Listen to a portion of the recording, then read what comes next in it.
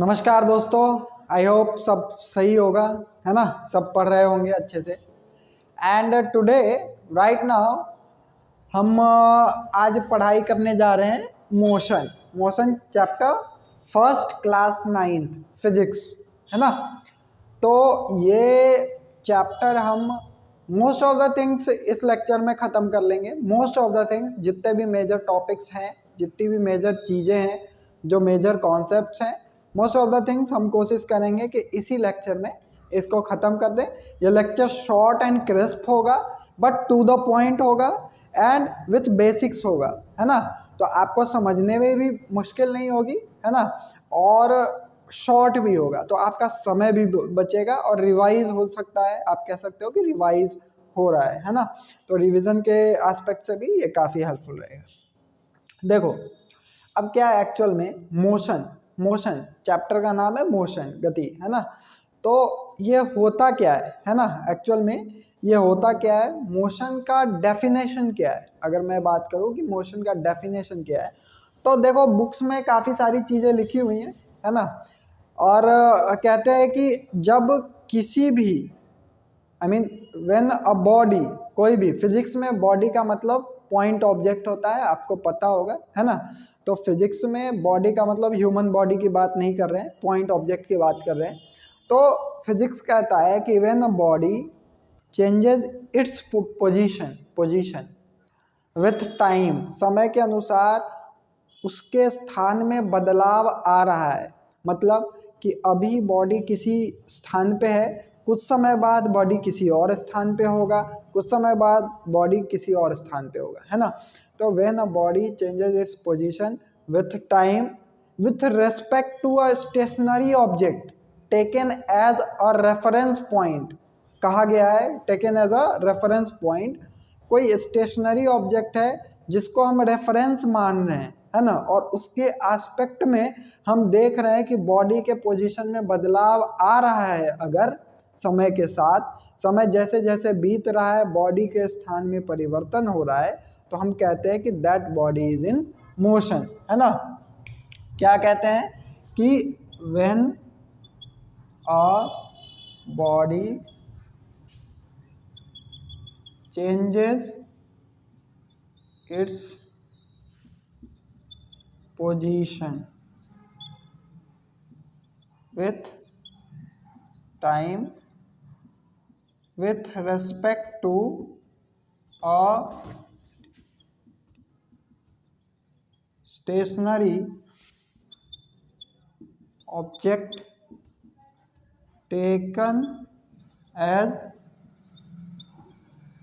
reference point, तो हम कहते हैं कि then that body is in motion, है ना।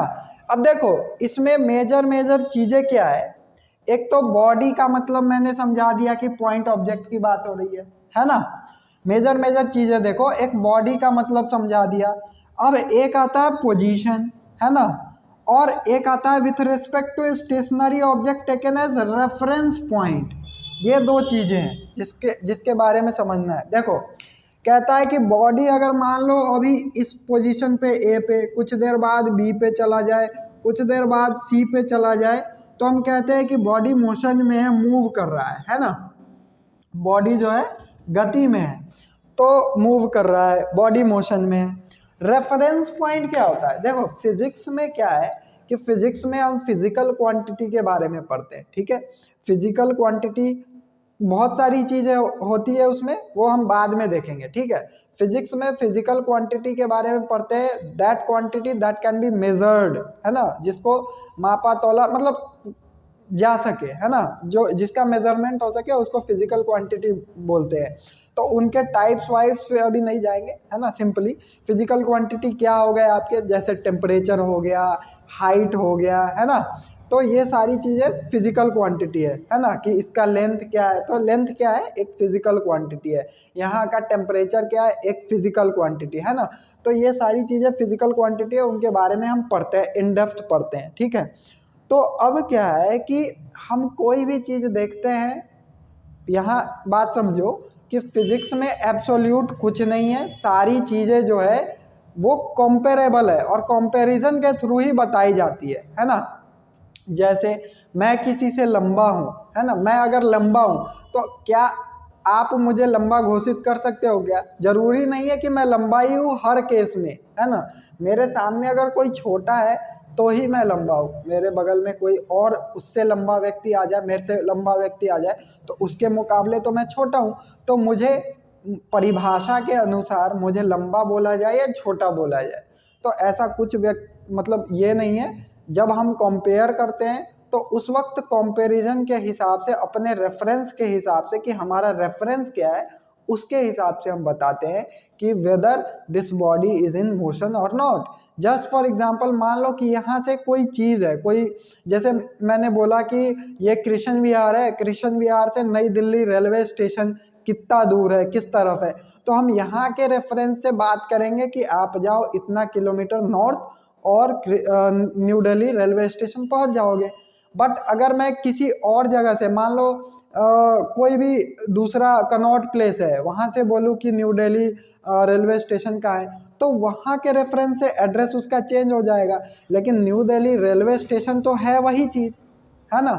तो हमारे रेफरेंस पे बहुत कुछ डिपेंड करता है, जिस हिसाब से हम कंपेयर करते हैं कि whether this body is in motion और नॉट।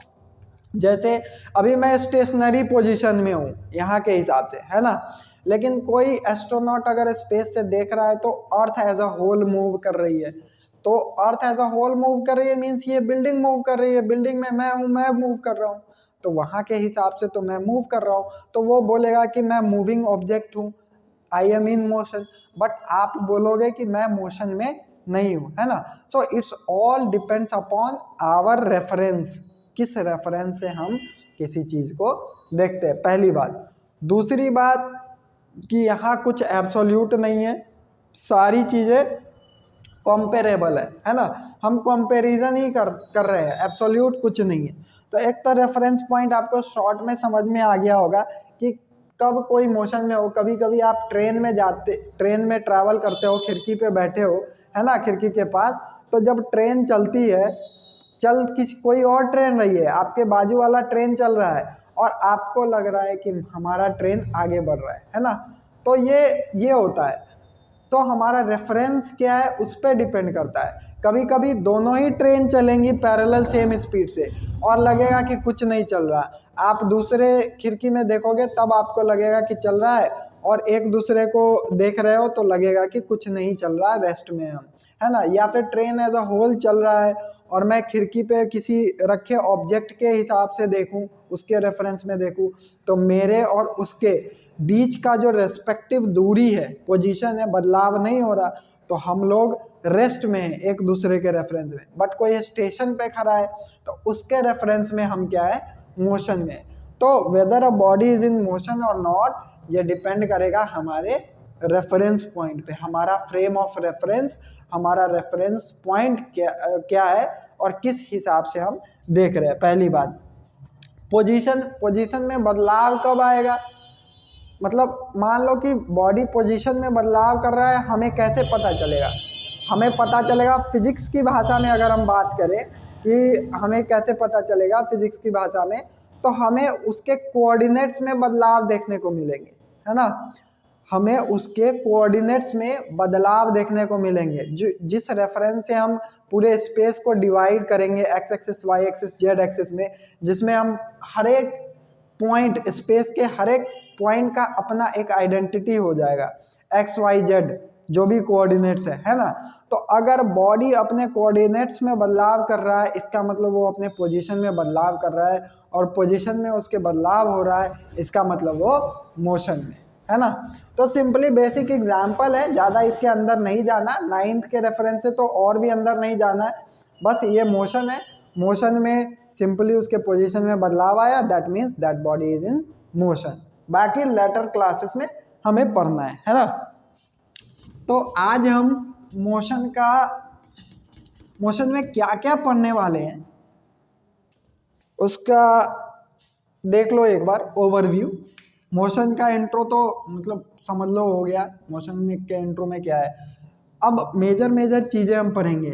पहले तो जान लो थोड़ा सा फिजिकल क्वांटिटीज, है ना। इसी में आप लोग कह सकते हो सब टॉपिक हो जाएगा इसका स्केलर एंड वेक्टर क्वांटिटी, जो अपने रेफरेंस से पढ़ना है थोड़ा सा, है ना।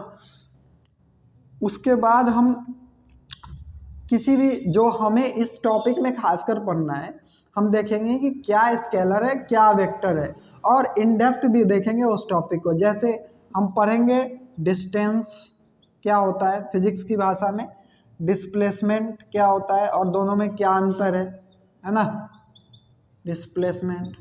उसके बाद हम देखेंगे कि स्पीड क्या है, स्पीड और वेलोसिटी, ठीक है, वेलोसिटी। उसके बाद हम देखेंगे एक्सेलरेशन, एक्सेलरेशन रिटार्डेशन इसी का टॉपिक है जो भी है ना, एक्सेलरेशन के बारे में देखेंगे। उसके बाद इक्वेशंस ऑफ मोशन, है ना, जो इक्वेशन हमें पढ़ने हैं उसका डेरिवेशन या फिर और उसका अप्लाई कैसे करें क्वेश्चंस में, न्यूमेरिकल्स में किस तरह से करें, किस तरह से आप क्वेश्चन सॉल्व कर सकते हो, तो उस मतलब वो पढ़ेंगे, है ना। उसके बाद हम इधर लिख रहा हूँ ग्राफ्स पढ़ेंगे, ग्राफिकल रिप्रेजेंटेशन, ग्राफ, मोशन के टाइप्स देखेंगे, है ना, और लास्ट में सर्कुलर मोशन भी पढ़ेंगे, है ना। तो ये सारी चीज़ें पढ़ेंगे हम, और बेसिक चीज़ें काफ़ी बेसिक हमें पढ़ना है। बाकी तो 11th-12th में प्रॉपर मैकेनिक्स में पढ़ना है, बट यहाँ से आपका क्या है कि बेस स्ट्रांग होगा।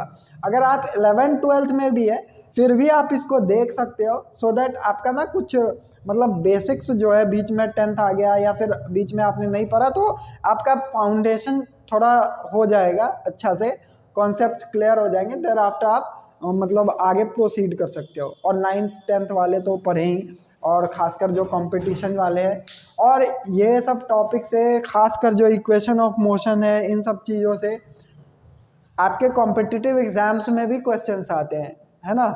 जो आप या तो एनडीए दे रहे हो, एनडीए में आपको भी पता है कि science section most of the things 9th और 10th के सिलेबस पे होता है ना। 11th-12th से भी होता है, थोड़ा सा होता है, कम होता है उसका, 9th-10th से ज़्यादा होता है। तो एनडीए के पर्सपेक्टिव से, सीडीएस के पर्सपेक्टिव से ये भी आपके लिए बेनिफिशियल होगा ये लेक्चर्स, है ना। तो ये मोशन पढ़ेंगे, आपका शॉर्ट एंड क्रिस्प में शॉर्ट टाइम में आपका पूरा ही कवर हो जाएगा टॉपिक के साथ साथ। हम ऐसा ही पूरा 9th और पूरा 10th कोर्स कंप्लीट करवाएंगे, सो दैट आपका साइंस सेक्शन बढ़िया से हो जाए, और लेटर ऑन कॉम्पिटिटिव वाले भी इसको एज अ रिविजन यूज़ कर सकते हैं इस वीडियो को, और बाकी जिनको ज़रूरत है वो तो कर ही सकते हैं, ठीक है। तो ये सारी चीज़ें हम लोग पढ़ने वाले हैं।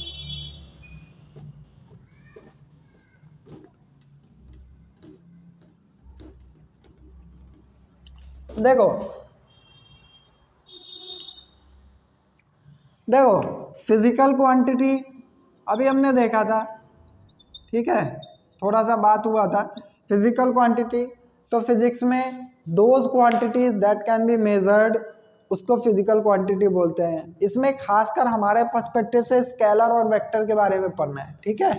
फिजिकल क्वांटिटी, स्केलर और वेक्टर, जो भी क्वांटिटी आप देख रहे हो सारे फिजिकल क्वांटिटीज के अंदर आता है। जैसे लेंथ हो गया, आपका स्पीड हो गया, आपका वेलोसिटी हो गया, एक्सेलरेशन हो गया, फोर्स हो गया, ये सारी चीजें फिजिकल क्वांटिटी है। तो स्केलर क्वांटिटी, वेक्टर क्वांटिटी, है ना। तो जो भी चीज़ आप देख रहे हो सारे फिजिकल क्वांटिटी है। उसमें हमारे पर्सपेक्टिव से अभी फ़िलहाल स्केलर और वेक्टर को देखना है। स्केलर क्वांटिटी सिंपली मैं बता देता हूँ सो दैट आपको ध्यान भी रहे। स्केलर क्वांटिटी क्या होता है, वैसी क्वांटिटीज़ जिसमें ओनली मैग्नीट्यूड ही उसको फुल्ली डिफाइन कर दे, है ना। मतलब कोई क्वांटिटी जिसको उसका मैग्नीट्यूड ही फुल्ली डिफाइन कर दे, कुछ और बोलने की ज़रूरत ना पड़े in order to define it properly, तो उसको बोलते हैं scalar quantity. As for example मैं समझा दूँ, मैग्नीट्यूड का मतलब होता है कि उसका अमाउंट, कितना है ना, वही पर्याप्त हो, तो उसको बोलते हैं स्केलर क्वांटिटी। जैसे यहाँ का टेम्परेचर कितना है, तो इतना डिग्री सेल्सियस, बस बात खत्म।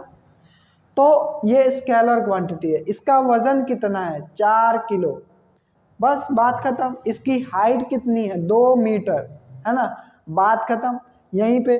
तो ये स्केलर क्वांटिटी है। बट वेक्टर क्वांटिटी क्या होता है, जिनमें magnitude as well as direction दोनों का वाइटल रोल है, दोनों का मतलब सेम रोल है, दोनों ही जरूरी है, दोनों ही, both things are necessary here in order to define it properly.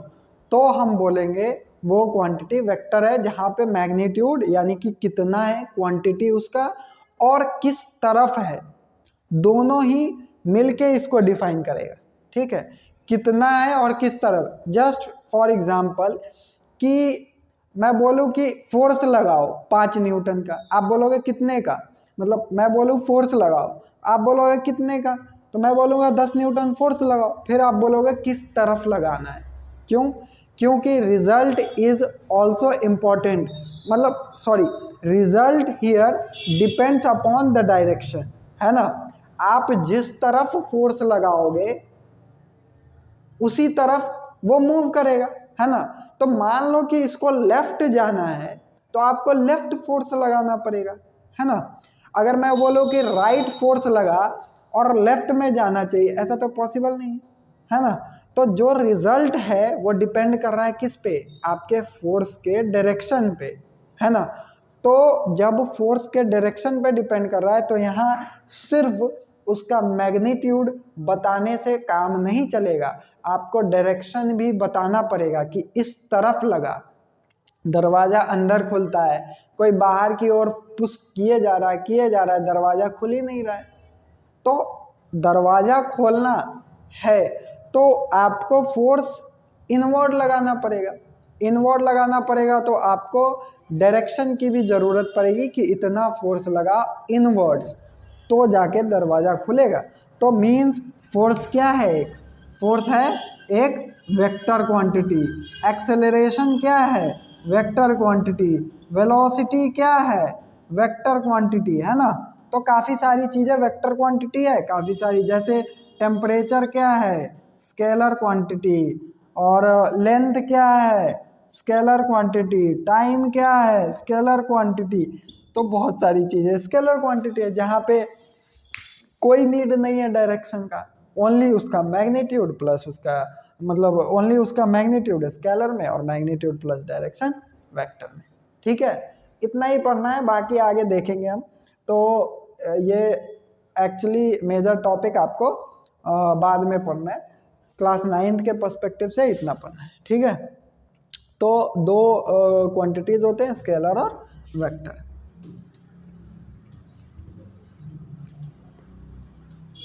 अब समझो, देखो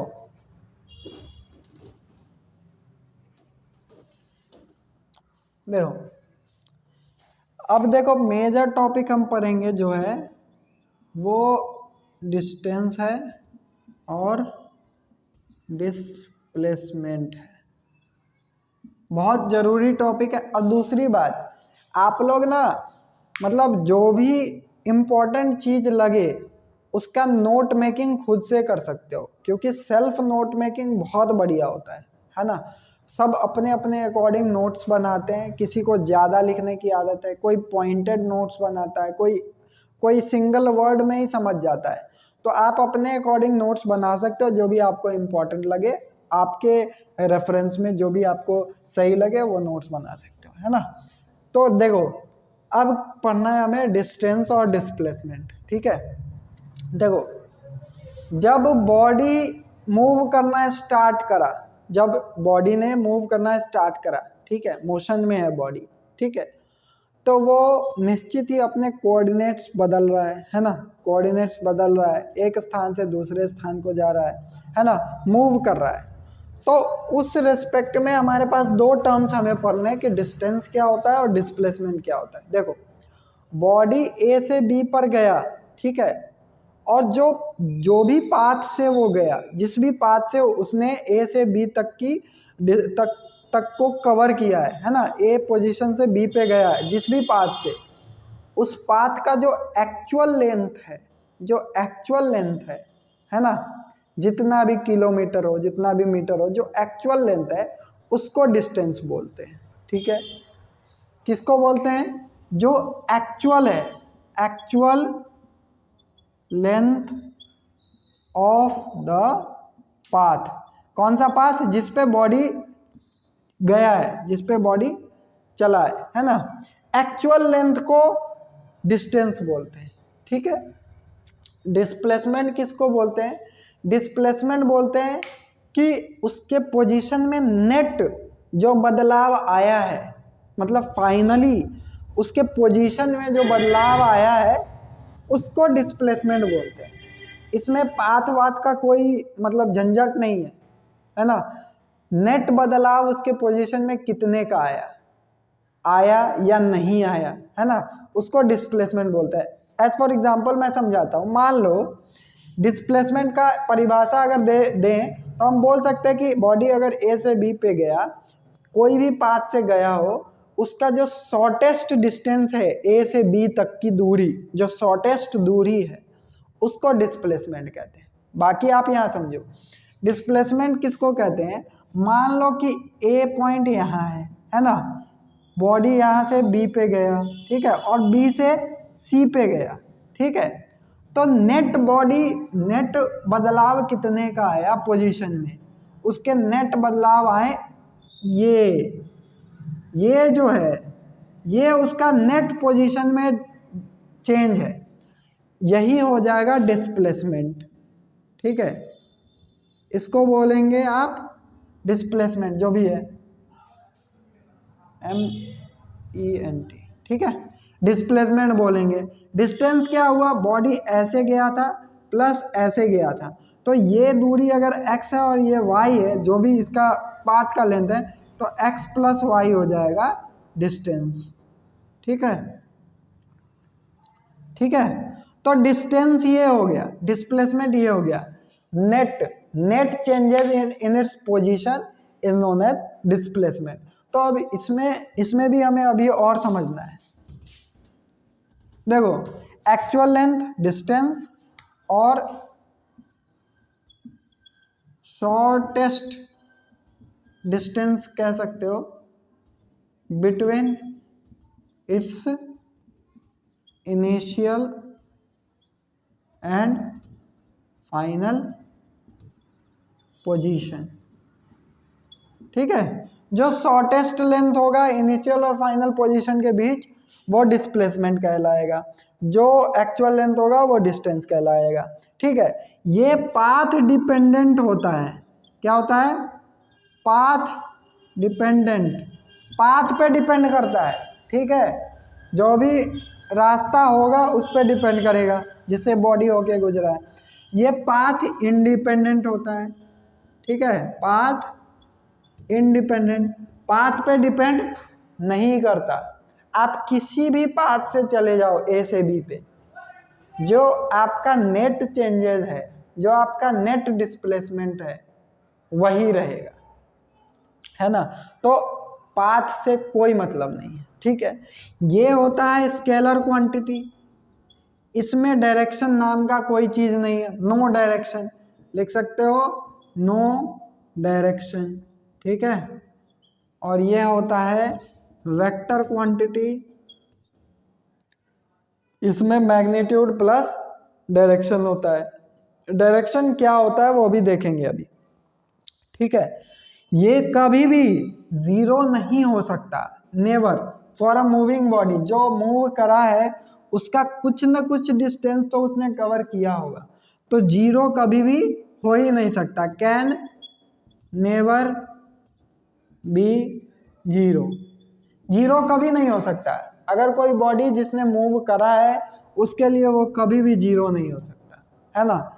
और ये कैन भी जीरो, कैन भी जीरो। कब जीरो होगा? कब जीरो होगा? जब बॉडी फाइनली चल के उसी पोजीशन पे आ जाए, मतलब उसका इनिशियल पोजीशन और फाइनल पोजीशन कोइंसाइड कर जाए। बॉडी जहाँ से जिसने बॉडी ने शुरू किया था वहीं पे फाइनली वो आके रुक जाए, तो उसका इनिशियल और फाइनल पोजीशन के बीच की दूरी क्या हो गई, जीरो हो गई। तो नेट डिस्प्लेसमेंट क्या हो गया, जीरो हो गया, है ना। तो इस केस में उसके डिस्प्लेसमेंट जीरो हो सकते हैं, ठीक है। अब डिस्टेंस और डिस्प्लेसमेंट इक्वल कब हो सकते हैं, डिस्टेंस बराबर डिस्प्लेसमेंट कब हो सकता है, सॉरी डिस्प्लेसमेंट, है ना। तो जब बॉडी स्ट्रेट लाइन पाथ पे ट्रेवल कर रहा है ना, जब बॉडी स्ट्रेट लाइन पाथ पे ट्रेवल कर रहा है तो क्या है कि यही इसका डिस्टेंस भी है और यही इसके नेट चेंजेस भी है जो इसका डिस्प्लेसमेंट है। तो इस केस में उसका मतलब डिस्टेंस और डिस्प्लेसमेंट इक्वल हो जाता है। डिस्टेंस आपका स्केलर है, डिस्प्लेसमेंट आपका वेक्टर है ना। और डिस्प्लेसमेंट वेक्टर है मतलब इसका डायरेक्शन है ना, इसको नोट कर लेना। और डिस्प्लेसमेंट वेक्टर है तो इसके पास डायरेक्शन है, और डायरेक्शन है तो डायरेक्शन क्या होगा हम क्या बताएंगे, तो डायरेक्शन होगा from initial position to final position, है ना। मान लो ये ऐसे होता है ना, ये नॉर्थ हो गया, ये ईस्ट हो गया, ये साउथ हो गया, ये वेस्ट हो गया, ऐसे हो गया। मान लो बॉडी यहाँ ए पे था, है ना, ए पे था, और इसने मतलब इसने यहाँ नॉर्थ वर्ड्स ट्रेवल करा, बी पे पहुँच गया, है ना। तो जब हमें डिस्टेंस बताना होगा 5 किलोमीटर तो बताएंगे कि distance from A to B 5 kilometre, but displacement बताएंगे 5 किलोमीटर टूवर्ड्स नॉर्थ, ठीक है। या फिर हम बताएंगे 5 kilometre from A to B, है ना। तो फ्रॉम इनिशियल टू फाइनल ये इसका डायरेक्शन होगा, ठीक है। अगर कोई बॉडी ए से बी, ए है बी है, ठीक है, यहाँ से ऐसे होके ट्रैवल कर रहा है तो इसका डिस्टेंस तो ये है जो कि पाथ पे डिपेंड करेगा, इसमें कोई डायरेक्शन नहीं होगा, बट इसका डिस्प्लेसमेंट ये हो जाएगा स्ट्रेट लाइन पाथ। और हम बताएंगे फ्रॉम ए टू बी, इसका डायरेक्शन क्या है, ए टू बी, है ना, फ्रॉम इनिशियल से फाइनल की ओर, ठीक है। और जब बॉडी मूव करके और वापसी वहीं आ जाए तो net displacement zero, but distance कुछ ना कुछ तो रहेगा, ठीक है।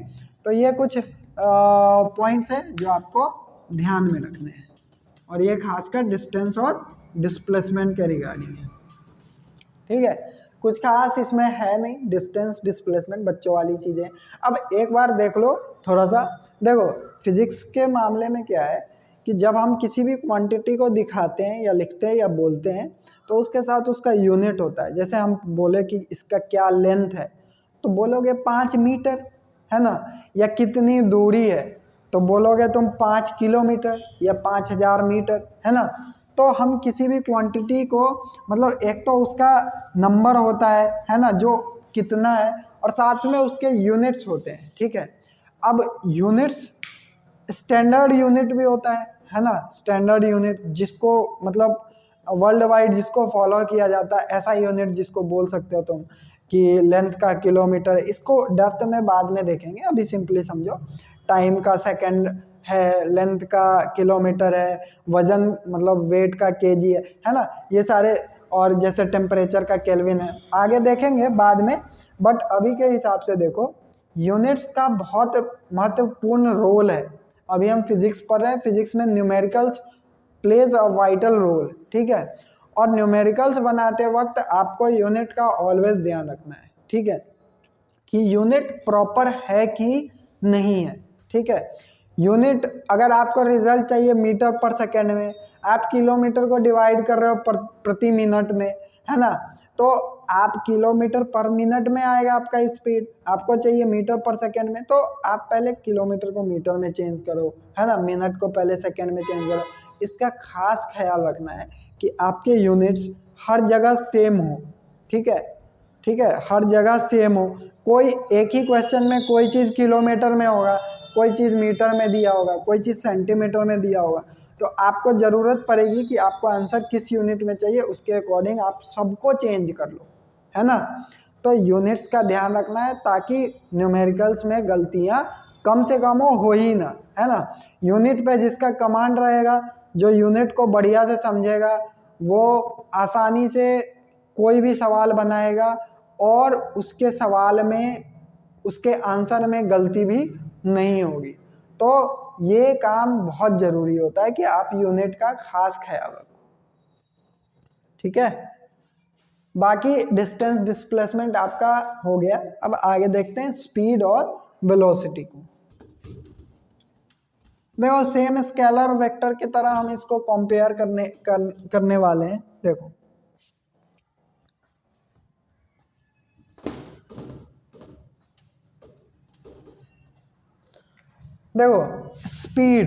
स्पीड होता क्या है पहले ये समझो, है ना। देखो जब बॉडी स्थान में परिवर्तन कर रहा था तो हमने कहा था कि बॉडी मोशन में। मान लो एक बॉडी ये है, दूसरा बॉडी ये है ना। ये स्थान में परिवर्तन कर रहा है तो मोशन में, ये भी स्थान में परिवर्तन कर रहा है मोशन में, ठीक है। तो हमने बोला कि दोनों ही मोशन में, but there must be something जो इन दोनों के मोशन में डिफरेंस पैदा कर रहा हो। जैसे आदमी तो मैं भी हूँ, आदमी आप भी हो, आदमी ये भी है, आदमी सब है ना। सबके पास कॉमन चीज़ें हैं, 2 आँख है, 1 नाक है, बॉडी है ना, सबके पास है। बट डिफरेंसेस क्या है, बिहेवियर में डिफरेंस है, पैटर्न में डिफरेंस है, लुक्स में डिफरेंस है ना, पर्सनैलिटी में डिफरेंस है। तो डिफरेंस तो है ना। तो मान लो कि 2 चीज़ें मूव कर रही मोशन में है, तो आपने बोल दिया कि मोशन में है दोनों, तो इससे काम चलेगा क्या? इससे काम नहीं चलेगा। अब कौन किस गति से मूव कर रहा है, कौन ज़्यादा फास्ट है, कौन स्लो है ना। पोजीशन में बदलाव हो रहा है, कौन कितनी जल्दी पोजीशन में बदलाव कर रहा है। बात समझ रहे हो? हम डेफिनेशन पे जा रहे हैं धीरे धीरे। मान लो पोजीशन में बदलाव हो रहा है, तो हो सकता है कि इसके पोजीशन में बदलाव होने की दर कम होगी, ए से बी पर ये थोड़ा ज़्यादा समय लेके आ रहा होगा, और वहीं कोई और है जो कम ही समय में ए से बी पर आ जाता है ना। तो ये मोशन तो दोनों में है, बट मोशन का डिफरेंस क्या है, दोनों में अंतर क्या है? तो उसके स्पीड में अंतर है ना, उसके rate of change of position में अंतर है। बात समझ रहे हो? पोजीशन बदलाव हो रहा है, दोनों में ही हो रहा है, लेकिन किस रेट से हो रहा है, दिस इज इम्पोर्टेंट। और जिस रेट से उसके पोजीशन में बदलाव होता है, उसी रेट को हम स्पीड बोलते हैं। बात समझ में आई कि पोजीशन में बदलाव हो रहा है, इसके पोजीशन में बदलाव हो रहा है, ए से बी पे जा रहा है, बी से सी पे जा रहा है, सी से डी पे जा रहा है, पोजीशन में बदलाव हो रहा है। किस रेट से हो रहा है पोजीशन में बदलाव, है ना, तो उसको हम स्पीड बोलते हैं। इससे हमें पता चलता है कि हाउ फास्ट या slow a body is moving, है ना। तो मोशन तो हमने पढ़ा था कि when a body changes its position. अब स्पीड पढ़ो। देखो rate of change of position क्या है? Rate of change of position is known as speed. Speed इसको बोलते हैं,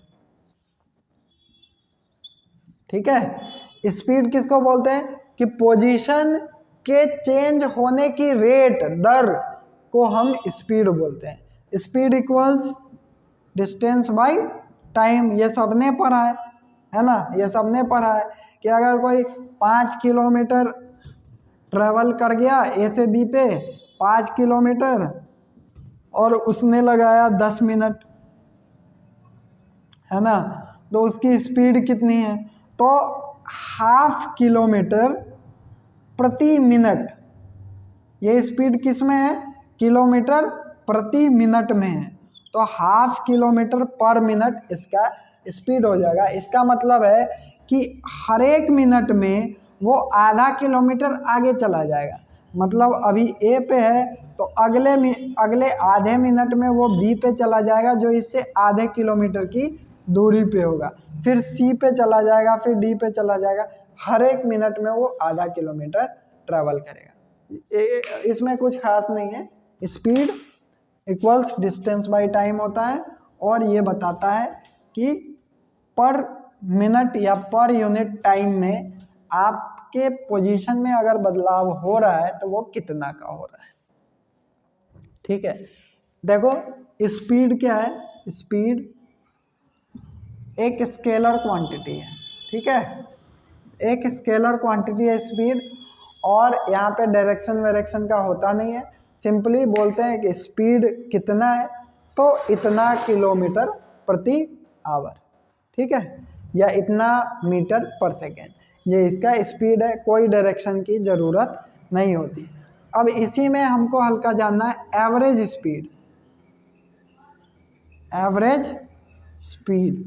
ठीक है, और इंस्टेंटेनियस स्पीड। ठीक है, एवरेज स्पीड, इंस्टेंटेनियस स्पीड। देखो एवरेज स्पीड क्या होता है, आपका जर्नी स्टार्ट हुआ, किसी बॉडी का जर्नी स्टार्ट हुआ, उसके पोजीशन में बदलाव आया है ना, तो टोटल डिस्टेंस जो बॉडी ने ट्रैवल किया है throughout the whole journey, ठीक है, total distance divided by total time अगर आप करोगे तो वो आपका एवरेज स्पीड आएगा। एवरेज स्पीड क्या आएगा, total distance by total time. देखो अगर क्रिकेट देखते होगे सब लोग, अब क्रिकेट में क्या होता है कि अगर 4 ओवर बचे हैं और 40 रन बनाने हैं जीतने के लिए, तो एवरेज रन रेट क्या चाहिए, 10 रन प्रति ओवर, है ना। आपने डिवाइड कर दिया सिंपली, 40 रन चाहिए डिवाइडेड बाय 4 ओवर, 10 रन चाहिए प्रति ओवर, ये इसका एवरेज रन रेट आया। ठीक है, कि अगर आप एवरेजली हर ओवर में 10 लाओगे तो 4 ओवर में लास्ट बॉल तक आप जीत जाओगे, है ना। बट ऐसा पॉसिबल तो होता नहीं है, हो सकता है कि किसी ओवर में 20 रन लग गए, पहले ही ओवर में 20 रन लग गए, अब 3 ओवर में 20 रन ही बनाने हो, किसी ओवर में 15 लगा, किसी ओवर में हर में तो 10 लगा नहीं, है ना। तो एवरेज क्या आता है, total distance by total time आता है ना। बट इंस्टेंटेनियस स्पीड क्या होता है कि हो सकता है किसी खास इंस्टेंट पे, किसी खास इंस्टेंट ऑफ टाइम पे आपको स्पीड देखना हो, है ना, आपको स्पीड पता करना हो, तो आप वहाँ इंस्टेंटेनियस, भाई throughout the whole journey मैं यहाँ से गया किसी जगह पे, है ना, जो 100 किलोमीटर दूर है, ठीक है, 100 किलोमीटर दूर है, वहाँ गया मैं, 10 घंटे मैंने लगा दिए जाने में, ठीक है, तो मैं एवरेजली 10 किलोमीटर प्रति घंटे मैंने ट्रैवल करा, ठीक है। अब 10 किलोमीटर पर आवर मैंने ट्रैवल किया और एट लास्ट 10 आवर बाद मैं अपने डेस्टिनेशन पे पहुंच गया, ये मेरी एवरेज स्पीड थी, ठीक है। बट कहीं पे क्राउड रहा होगा तो मुझे वहाँ स्लो चलना पड़ा होगा, कहीं पे खुला रोड मिला होगा, कहीं क्राउड नहीं होगा, वहाँ मैं फुल पेस में फुल स्पीड में जा रहा होऊंगा, है ना। तो स्पीड तो हर एक इंस्टेंट पे फ्लक्चुएट कर रहा होगा, एवरेजली हर जगह पे सेम नहीं रहा होगा मेरा स्पीड, बात समझ रहे हो। तो किसी खास इंस्टेंट पे हो सकता है मेरी स्पीड 60 किलोमीटर प्रति आवर की रही हो, किसी खास इंस्टेंट पे मेरा 4 किलोमीटर प्रति आवर का रहा हो, जाम लगा है तो रुका ही रहा होऊंगा, 0 किलोमीटर प्रति आवर का रहा हो, है ना। तो किसी खास इंस्टेंट पे आपका स्पीड क्या है वो बताता है आपको इंस्टेंटेनियस स्पीड।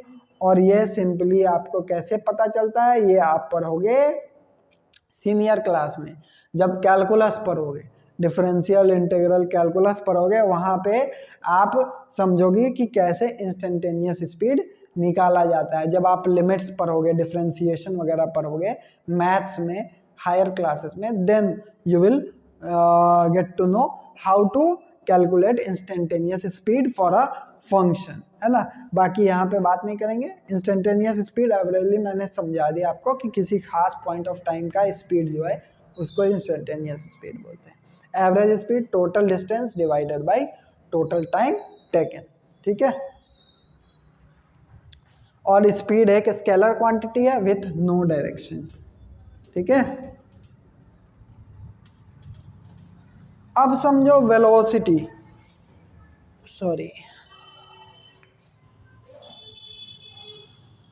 वेलोसिटी, ठीक है। वेलोसिटी वेग, देखो स्पीड और वेलोसिटी लगभग सेम ही चीज कह लो विथ अ डायरेक्शन हियर। मतलब यहाँ डायरेक्शन की बात हो गई, मतलब ये वेक्टर क्वांटिटी है, ठीक है। ये क्या है, वेक्टर क्वांटिटी। वेलोसिटी क्या होता है, speed in a given direction, उसको हम बोलते हैं वेलोसिटी, ठीक है। मतलब rate of change of position with respect to time, rate of change of position, ठीक है, इन अ गिवन डायरेक्शन, किस डायरेक्शन में आपका पोजीशन बदल रहा है उसको वेलोसिटी बोलते हैं, ठीक है। वेलोसिटी एक वेक्टर क्वांटिटी है, इसमें डायरेक्शन होगा, ठीक है। वेलोसिटी के फॉर्मूले की बात करें, है ना, तो वेलोसिटी बराबर डिस्प्लेसमेंट डिवाइडेड बाय टाइम। वहाँ डिस्टेंस बाय टाइम होता था, यहाँ डिस्प्लेसमेंट बाय टाइम होता है। देखो अब वेलोसिटी का डायरेक्शन क्या होगा, जो डिस्प्लेसमेंट का डायरेक्शन होगा, ठीक है। अगर बॉडी ए से बी गया, बी से सी गया, ठीक है, ए से बी गया, बी से सी गया, डिस्प्लेसमेंट उसका ये रहा ए से सी, ठीक है, यही वेलोसिटी की डायरेक्शन है, ठीक है। तो सिंपली वेलोसिटी क्या है, displacement divided by time. Velocity zero हो सकता है कब, जब डिस्प्लेसमेंट जीरो हो जाए, है ना। तो जब डिस्प्लेसमेंट जीरो होगा, आपको पता है डिस्प्लेसमेंट कब जीरो होता है, जब इनिशियल और फाइनल पोजीशन सेम हो जाए तब डिस्प्लेसमेंट जीरो होता है। वेलोसिटी का डायरेक्शन क्या होगा, तो वेलोसिटी का डायरेक्शन जो डिस्प्लेसमेंट का डायरेक्शन होता है, मींस वेलोसिटी वेक्टर क्वांटिटी है। अब समझो जब जब वेलोसिटी कब बदलेगा, जब या तो उसका स्पीड यानी कि वेलोसिटी का मैग्नीट्यूड क्या लो उसमें बदलाव आए, ठीक है, तो वेलोसिटी चेंज हो रहा है। या फिर अगर डायरेक्शन में बदलाव आए तो भी वेलोसिटी चेंज हो रहा है। मान लो कि बॉडी सर्कल पे घूम रहा है ना, कोई साइकिलिंग कर रहा है, इस पे अगर कोई साइकिलिंग कर रहा है तो साइकिलिंग करते वक्त सर्कुलर पाथ पे हर एक पॉइंट का वेलोसिटी जो है, हर एक पॉइंट पे उसकी डायरेक्शन चेंज हो रही है। यहाँ की वेलोसिटी का डायरेक्शन ये है, यहाँ की वेलोसिटी का डायरेक्शन ये है, यहाँ की वेलोसिटी का डायरेक्शन ये है, यहाँ की वेलोसिटी का डायरेक्शन ये है। हर एक पॉइंट का अपना एक डायरेक्शन है, ठीक है। तो सर्कुलर सर्कुलर पाथ पे जब बॉडी मूव करता है तो उसके वेलोसिटी में भी चेंजेस आते हैं। और हो सकता है कि हमारा स्पीड कांस्टेंट हो, बट डायरेक्शन कभी कांस्टेंट रहता नहीं है, हर एक पॉइंट का अपना डायरेक्शन होता है, तो जिसके कारण वेलोसिटी में बदलाव आता है, ठीक है। क्लियर है, वेलोसिटी एक वेक्टर क्वांटिटी है, डिस्प्लेसमेंट जब जीरो होगा वेलोसिटी उस वक्त जीरो हो जाएगा, ठीक है, समझ आया, ठीक है, डन है।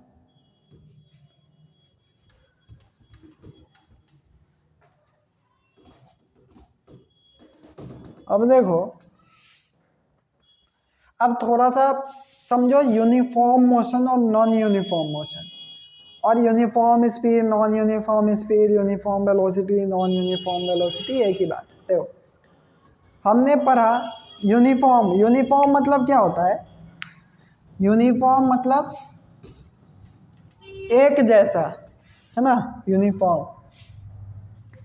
तो हम पढ़ते हैं थोड़ा सा यूनिफॉर्म मोशन और नॉन यूनिफॉर्म मोशन, ठीक है। यहीं से सारा कुछ क्लियर हो जाएगा, बाकी स्पीड पढ़ने की जरूरत नहीं है। यूनिफॉर्म स्पीड बात एक ही है सारे। यूनिफॉर्म मोशन देखो, मोशन हो, तो बॉडी के पोजीशन में बदलाव हो। अब बदलाव हो तो अगर equal distance body equal time interval में ट्रैवल कर रहा है ना, तो बॉडी यूनिफॉर्मली मूव कर रहा है, यूनिफॉर्म मोशन है, equal distance in equal time. बात समझ गए? जैसे अगर मान लो बॉडी का स्पीड 5 किलोमीटर प्रति आवर है और हर एक घंटे वो 5 किलोमीटर ही जाता है, फिर अगले घंटे 5 किलोमीटर, फिर अगले घंटे 5 किलोमीटर, प्रति आवर वो 5 किलोमीटर ही चलता है, तो मीन्स बॉडी यूनिफॉर्मली मूव कर रहा है यूनिफॉर्म मोशन में। मतलब पर यूनिट टाइम में अगर वो इक्वल डिस्टेंस इक्वल पोजीशन में बदलाव लाता है, दैट मीन्स कि body is in a uniform motion. वहीं अगर पर यूनिट टाइम उसका डिस्टेंस में बदलाव अलग है, पोजीशन में बदलाव अलग अलग है, कभी 5 मूव कर जाता है, कभी 10 मूव कर जाता है, कभी 4 मूव कर जाता है, कभी भीड़ आ गया तो वहाँ रुक जाता है, कभी खाली रोड मिल गया तो 20 किलोमीटर प्रति आवर के रफ्तार से चलता है, means body is in non uniform motion. ठीक है, तो इसका परिभाषा सिंपल है, when a body changes its position with respect to time and per unit time में अगर इक्वल डिस्टेंस इक्वल पोजीशन में बदलाव लाएगा मीन्स यूनिफॉर्म है, और पर unit time unequal distance travel करेगा मीन्स नॉन यूनिफॉर्म है। Similar uniform speed uniform velocity है और uniform non uniform speed velocity. ठीक है,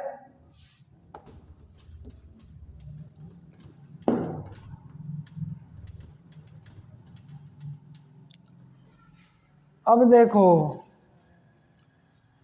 देखो क्लास का सबसे मेन टॉपिक आ गया भाई, इसको बढ़िया से समझना है। ठीक है, इसको बढ़िया से समझेंगे। देखो सिंपली समझाता हूं। एक्सेलरेशन क्या है? एक्सेलरेशन, ठीक है, शॉर्ट में ए से डिनोट करते हैं, स्मॉल ए से। ठीक है, एक्सेलरेशन क्या होता है? देखो हमने पढ़ा था rate of change of position, मतलब पोजीशन में बदलाव आ रहा है, किस रेट से बदलाव आ रहा है उसको स्पीड बोला था। अब जरूरी तो नहीं है कि स्पीड हर जगह हर समय सेम ही हो, है ना, स्पीड में भी बदलाव लाया जा सकता है, स्पीड भी तो चेंज कर सकता है। बात समझे कि नहीं समझे? स्पीड भी चेंज कर सकता है, ठीक है, स्पीड भी बदल सकता है।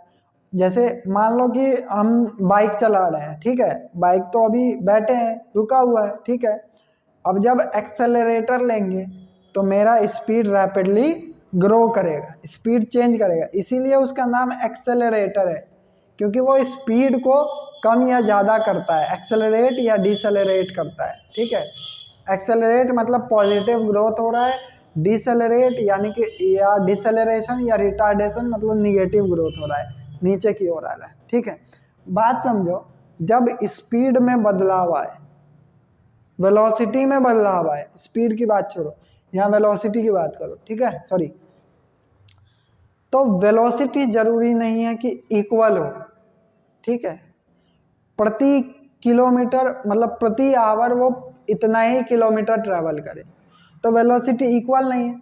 वेलोसिटी में जब चेंज आएगा मतलब कि एक्सेलरेशन आ रहा है, उसमें एक्सेलरेट हो रहा है। वेलोसिटी अगर अप जा रहा है तो एक्सेलरेट हो रहा है, वेलोसिटी डाउन जा रहा है तो डिसेलरेट हो रहा है या रिटार्डेट हो रहा है ना, रिटार्डेशन। तो जब वेलोसिटी चेंज कर रहा है तो पर यूनिट टाइम कितना चेंज कर रहा है, इसको बोलते हैं एक्सेलरेशन। मतलब वेलोसिटी में बदलाव आया, पर यूनिट टाइम कितना आया, उसको बोलते हैं एक्सेलरेशन। मान लो कि पहले वेलोसिटी थी 8 किलोमीटर, सॉरी मीटर पर सेकेंड में देखते हैं, पहले वेलोसिटी थी 8 मीटर पर सेकेंड, अब वेलोसिटी हो गई 16 मीटर पर सेकेंड, है ना, और 8 से 16 जाने में हमें लगा, मान लो कि 4 सेकेंड लग गया, 4 सेकेंड के अंदर 8 से 16 हो गया, मान लो, ठीक है। देखो अभी पढ़ेंगे, बस एग्जाम्पल के जरिए समझ रहे हैं। 4 सेकेंड पहले मेरा वेलोसिटी था 8 मीटर पर सेकेंड, 4 सेकंड बाद अब वो एक्सेलरेटर को मैंने दबाया जमाया, अब वो 16 मीटर पर सेकंड हो गया। उस स्पीड से मैं जा रहा हूँ 4 सेकंड के अंदर, ठीक है। तो चेंज कितने का आया? चेंज आया 8 से 16 हुआ, ठीक है। तो 8 मीटर पर सेकंड का चेंज आया, ठीक है। कितने टाइम में? तो 4 सेकंड में, 4 सेकंड में। तो यानी कि 2 मीटर पर सेकंड का पेस था। Rate of change of velocity मेरा पर सेकंड 2 मीटर पर सेकंड से बढ़ रहा था। मतलब कि 8 था, अगले सेकंड में 8 से मेरा 2 मीटर पर सेकंड बढ़ गया, 8 से 2 10 हो गया, फिर उसके अगले सेकंड में 10 से 12 हो गया, फिर उसके अगले सेकंड में 12 से 14 हो गया, फिर 14 से 16 हो गया, लास्ट 4 सेकंड बाद। बात समझे? तो कितने मीटर पर सेकंड का चेंज आया, इसको ऐसे समझो, ठीक है। किताब में या फिर कहीं भी या फिर कोई पढ़ता है तो इसको ऐसे लिखता है, मतलब समझ में नहीं आता है। मीटर पर सेकंड स्क्वायर ऐसे समझ नहीं आता है ना, ये क्या लिखा हुआ। ये एक्चुअल में ऐसा नहीं है। मीटर पर सेकंड कितने मीटर पर सेकंड का बदलाव प्रति सेकंड आ रहा है। बात समझ में आया? तो इसको बोलते हैं velocity, sorry acceleration. Acceleration means, देखो सबसे पहले एक्सेलरेशन को स्मॉल ए से डिनोट करते हैं। दूसरी बात कि एक्सेलरेशन होता क्या है? एक्सेलरेशन जब वेलोसिटी में बदलाव आए तो पर यूनिट टाइम में कितना बदलाव आया है उस रेट को हम बोलते हैं एक्सेलरेशन। मीन्स सिंपली अगर हम इसका परिभाषा लिखें तो rate of change of velocity, ठीक है। Rate of change of velocity, ये अप भी हो सकता है, लो भी हो सकता है, मतलब एक्सेलरेट भी हो सकता है। अगर पॉजिटिव एक्सेलरेशन है मतलब कि उसका इस वेलोसिटी बढ़ रहा है, 8 से 10 हो रहा है, 10 से 12 हो रहा है। निगेटिव एक्सेलरेशन है, रिटार्डेशन है या डिसेलरेशन है, एक ही चीज़ के कई नाम है। तो मतलब निगेटिव एक्सेलरेशन मतलब वेलोसिटी घट रहा है, ठीक है। तो 8 से 6 हो जाएगा, 6 से 4 हो जाएगा, 4 से 2 मीटर पर सेकंड हो जाएगा, 2 से 0 हो जाएगा, तो रिटार्डेट करने लगेगा, डिसेलरेट, उसके गति में चेंजेस, गति स्लो होने लगेगी और उसके स्थान में जो परिवर्तन पहले ज़्यादा फास्टली हो रहा था अब वो स्लोली होगा, ठीक है। तो एक्सेलरेशन समझ गए आप। ये एक वेक्टर क्वांटिटी है, ठीक है। ये एक वेक्टर क्वांटिटी है, इसके पास डायरेक्शन है और इसके पास डायरेक्शन है। डायरेक्शन क्या है? जो इसका वेलोसिटी का डायरेक्शन होगा वही है।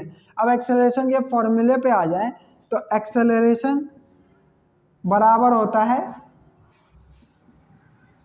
Change in velocity per unit time, है ना। जो भी time taken to cover this change है, मतलब ए बराबर, अगर इनिशियल वेलोसिटी u था, फाइनल वेलोसिटी v था, ठीक है। सिंपली डिनोट करते हैं, इनिशियल मतलब पहले का वेलोसिटी u था, बाद का वेलोसिटी v है। तो फाइनल में से जब इनिशियल को घटा देंगे तो नेट कितने का बदलाव आया वो हमें पता चल जाएगा। पहले 10 मीटर पर सेकंड से जा रहा था, अब वो 18 मीटर पर सेकंड से जाने लगा, तो ये फाइनल है ना, जिसको हम v से डिनोट करेंगे और इसको u से। तो नेट चेंज कितने का आया? 8 मीटर पर सेकंड का, 18 माइनस 10, तो a बराबर v माइनस u, और जो भी टाइम लगे उस चेंज में डिवाइडेड बाई t। तो ये होता है एक्सेलरेशन का फॉर्मूला। इसका डायरेक्शन भी होता है जो वेलोसिटी का डायरेक्शन होगा, ठीक है। a equal v minus you by T, तो v माइनस यू बराबर at और v बराबर u प्लस at। ये एक इक्वेशन आप नोट भी कर सकते हो, इस पे न्यूमेरिकल्स भी बनते हैं, सिंपल इक्वेशन है, नॉट अ बिग डील, ठीक है। v for final velocity, u for initial velocity, a for acceleration, t for time. यहाँ 4 चीज़ें दी हुई हैं, कोई भी चीज़ 3 चीज़ दिया रहेगा, सिंपल क्वेश्चन में कोई भी 3 चीज़ दिया रहेगा, चौथा पूछ लेगा, जो कि बहुत आसान है बनाना, ठीक है, 3 चीज कोई भी दिया रहेगा, चौथा पूछेगा। खास ध्यान रहे कि यूनिट सबके सेम हो। अगर वेलोसिटी मीटर पर सेकंड में है तो फाइनल भी उसी में हो, इनिशियल भी उसी में हो, टाइम भी सेकंड में हो, तो एक्सेलरेशन भी मीटर पर सेकंड स्क्वायर में आएगा। इसका जो यूनिट हो जाएगा वो क्या हो जाएगा, वेलोसिटी का मीटर पर सेकंड और टाइम का सेकंड, जो ऐसा यूनिट है। तो ये इसी को तुम लोग ऐसे लिखते हो, मीटर पर सेकंड स्क्वायर या मीटर सेकंड का इनवर्स -2, ये इसका ऐसा यूनिट हो जाएगा। बात समझ गए?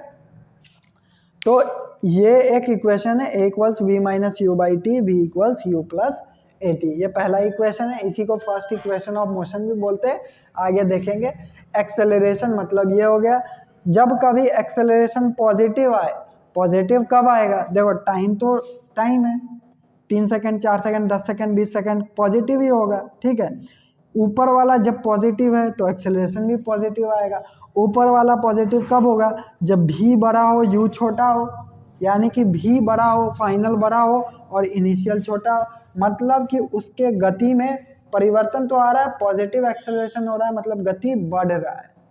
और जब एक्सेलरेशन निगेटिव आ जाए, कैलकुलेशन हमने किया और निगेटिव आ जाए -5 मीटर पर सेकेंड का, पर सेकेंड स्क्वायर का, सॉरी, तो इसका मतलब है कि v छोटा है, u बड़ा है, ठीक है। इनिशियल बड़ा है, पहले ज़्यादा था और धीरे धीरे कम हो रहा है, घटता जा रहा है और फाइनली कम हो गया। तो इसका मतलब इस केस में एक्सेलरेशन निगेटिव आएगा, जिसको आप लोग डिसेलरेशन या रिटार्डेशन बोलोगे, ठीक है। तो एक्सेलरेशन तक का ये टॉपिक था हमारा, ये वेक्टर क्वांटिटी है। अब आपको करना क्या है, इस लेक्चर के बाद अपने पन्ने, बुक के पन्ने उलट लेने, ठीक है। बुक्स पढ़ो, रीड करो थॉरोली, आपको पूरा क्लियर हो जाएगा। नॉट अ बिग डील, खासकर क्लास 9th के बच्चों के लिए मैं बोल रहा हूँ कि वो आसानी से इसको अब बुक को रीड करके समझ सकते हैं, चाहे कोई भी बुक रेफरेंस का ले लो। बाकी हम यहाँ पे ग्राफ्स भी करने वाले हैं, इक्वेशन ऑफ मोशन भी इन डेप्थ में करेंगे, न्यूमेरिकल्स भी इन डेप्थ में करेंगे, और जितने भी टर्म्स जो रह जाएंगे छिटपुट छिटपुट सबको करेंगे, पूरा ही चैप्टर इन डेप्थ में करेंगे, ठीक है। तो हमारे साथ बने रहिए, स्मरण इंस्टीट्यूट के साथ बने रहिए और हमें फॉलो कीजिए, लाइक कीजिए, सब्सक्राइब कीजिए और ज़रूरतमंदों को शेयर कीजिए, ठीक है। तो हमारे साथ बने रहिए, मिलते हैं नेक्स्ट क्लास में, धन्यवाद।